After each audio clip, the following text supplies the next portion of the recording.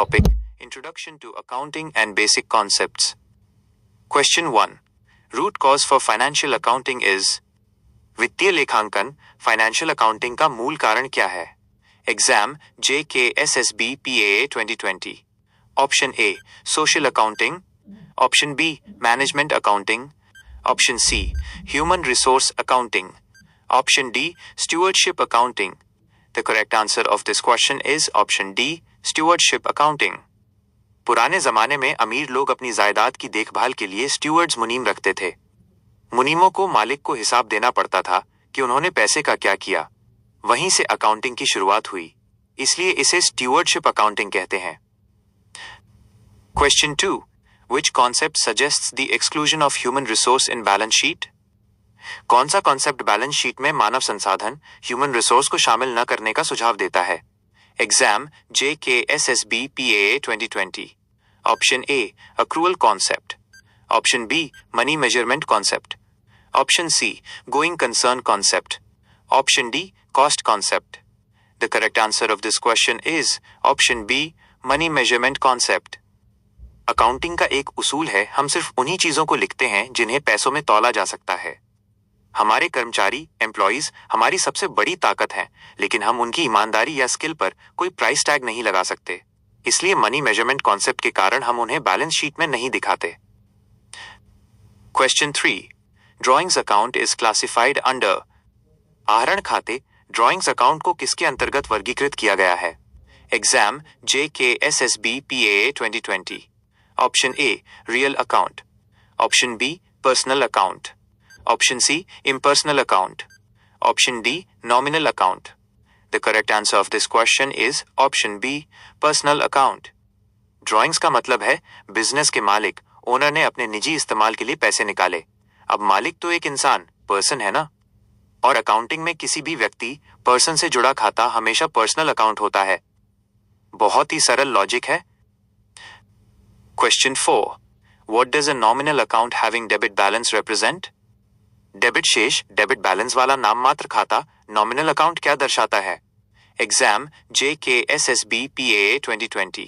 Option A income gain, option B cash, option C asset, option D expenses/losses. The correct answer of this question is option D expenses/losses. याद है ना वो golden rule, debit all expenses and losses, credit all incomes and gains. तो अगर किसी nominal account जैसे salary rent का balance debit है तो इसका सीधा मतलब है कि वो हमारा खर्चा या नुकसान है. Question 5. Nominal account is classified under. नाम मात्र खाते नॉमिनल अकाउंट को किसके अंतर्गत वर्गीकृत किया गया है? Exam JKSSB PAA 2020. Option A impersonal account, option B real account, option C personal account, option D representative personal account. The correct answer of this question A option A impersonal account. खाते accounts सिर्फ दो तरह के होते हैं, personal और impersonal. Impersonal के दो बच्चे हैं, माइनस रियल और नॉमिनल. इसलिए नॉमिनल अकाउंट इम्पर्सनल अकाउंट के परिवार का हिस्सा है. Question 6. Which one out of the following best explains double entry system? निम्नलिखित में से कौन सा दोहरा लेखा प्रणाली डबल एंट्री सिस्टम की सबसे अच्छी व्याख्या करता है? Exam JKSSB PAA 2020. Option A purchase increases debit, income decreases credit, option B expense increases debit, income decreases credit, option C receiver is debit, giver is credit, option D receiver is credit, giver is debit. The correct answer of this question is option C receiver is debit, giver is credit. Golden rule, debit the receiver, credit the giver. पाने वाले को debit करो, देने वाले को credit करो. यह personal account का नियम है जो डबल एंट्री सिस्टम का एक मुख्य आधार है. Question 7. Book keeping is regarded as the underscore step of accounting. Book keeping को लेखांकन का अंडरस्कोर चरण माना जाता है. Exam JKSSB accounts assistant finance exam 2024. Option A fourth, option B secondary, option C third, option D first. The correct answer of this question is option D first. Book keeping तो accounting की पहली सीढ़ी है. सबसे पहले हम transaction को पहचानते हैं और रिकॉर्ड करते हैं. यही बुक कीपिंग है। इसके बाद ही तो अकाउंटिंग का असली काम शुरू होता है। Question 8, which of the following is correct? निम्नलिखित में से कौन सा सही है? Exam JKSSB accounts assistant finance exam 2024। Option A, equity equals asset plus liability. Option B, liability equals asset plus equity. Option C, asset equals liability plus equity. Option D, equity equals liability plus asset. The correct answer of this question is option C, asset equals liability plus equity. Accounting की दुनिया इसी समीकरण पर टिकी है, assets equals liabilities जोड़ capital equity।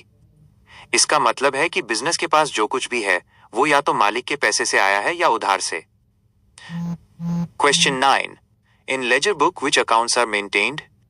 लेखा बही लेजर बुक में कौन से खाते अकाउंट्स बनाए रखे जाते हैं?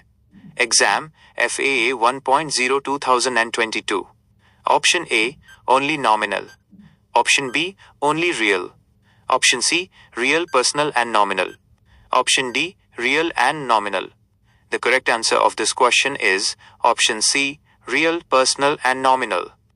देखो मेरे दोस्त, लेजर तो अकाउंटिंग का राजा है, यानी प्रिंसिपल बुक है। इसमें हम कोई भेदभाव नहीं करते, चाहे वो किसी इंसान का खाता हो पर्सनल, किसी संपत्ति या चीज का खाता हो रियल, या फिर खर्चे और कमाई का खाता हो नॉमिनल, सबके सब इसमें आते हैं। Question 10, underscore refers to anything that has an economic value attached to it. Underscore का तात्पर्य किसी भी ऐसी चीज से है जिससे आर्थिक मूल्य इकोनॉमिक वैल्यू जुड़ा होता है। Exam FAA 1.0 2022। Option A, asset. Option B, liability. Option C, expense. Option D, profit. The correct answer of this question is option A, asset. ये सवाल तो अकाउंटिंग की परिभाषा ही पूछ रहा है। बिजनेस में कोई भी ऐसी चीज जो आपकी है और जिसकी कोई कीमत वैल्यू है, जिसे आप बेचकर पैसा ला सकते हैं या जो आपको भविष्य में फायदा देगी, उसे एसेट कहते हैं।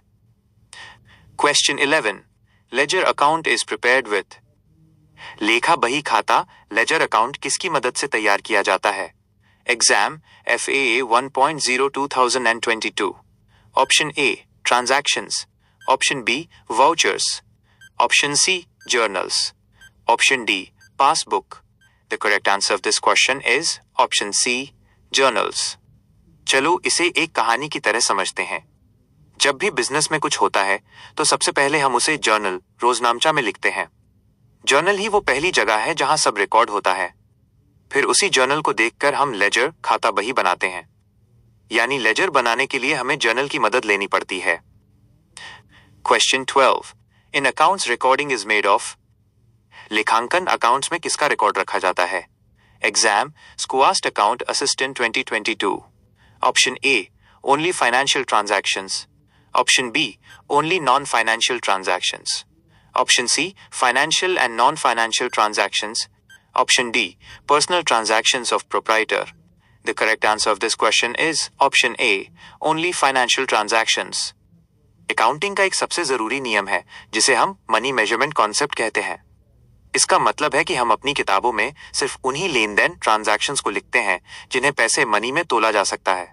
अगर कोई चीज फाइनेंशियल नहीं है तो उसे हम अकाउंट्स में रिकॉर्ड नहीं कर सकते। Question 13, accounting cycle starts with? लेखांकन चक्र, अकाउंटिंग साइकिल किससे शुरू होता है? Exam SKUAST account assistant 2022। Option A, recording of transactions in ledger. Option B, recording of transactions in journal. Option C, preparing trial balance. Option D, preparing trading account. The correct answer of this question is option B, recording of transactions in journal. जब भी business में कोई लेन then होता है तो सबसे पहले हम उसे जहां लिखते हैं वो जर्नल होता है। जर्नल को हम बुक ऑफ ओरिजिनल एंट्री भी कहते हैं। अकाउंटिंग साइकिल का सफर यहीं से शुरू होता है। पहले जर्नल, फिर लेजर, फिर ट्रायल बैलेंस और अंत में फाइनल अकाउंट्स।